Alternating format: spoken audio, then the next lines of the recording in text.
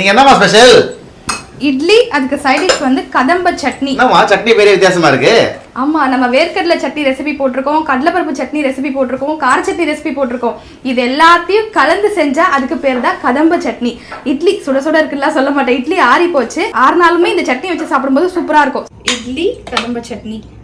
ஒரு கடாயில் கொஞ்சமாக எண்ணெய் சேர்த்துட்டு 1 ஸ்பூன் உளுத்தம் பருப்பு, 1 ஸ்பூன் கடலைப்பருப்பு, 1 ஸ்பூன் வேர்க்கடலை, 1 ஸ்பூன் பொட்டுக்கடலை எல்லாமே லைட்டாக கலர் சேஞ்ச் ஆனதும் 10 சின்ன வெங்காயம், 1 பெரிய வெங்காயம், 5 பல் பூண்டு, 4 காஞ்ச மிளகாய், 1 பச்சை மிளகாய், 2 பழுத்த தக்காளி, தேவையான அளவு உப்பு, 1 கைப்பிடி புதினா இலை, 1 கைப்பிடி கருவேப்பிலை, 1 கைப்பிடி கொத்தமல்லி எல்லாத்தையும் நல்லா வதக்கி விட்டு ஆறுனதுக்கு அப்புறம் ஒரு மிக்ஸி ஜாரில் சேர்த்து நல்லா அரைச்சி எடுத்துக்கோங்க. கடுகு, உளுத்தம் பருப்பு, கருவேப்பிலை சேர்த்து தாளிச்சு கொட்டினீங்கன்னா இட்லி தோசைக்கெல்லாம் ஒரு அட்டகாசமான சைட் டிஷ் கதம்ப சட்னி ரெடி.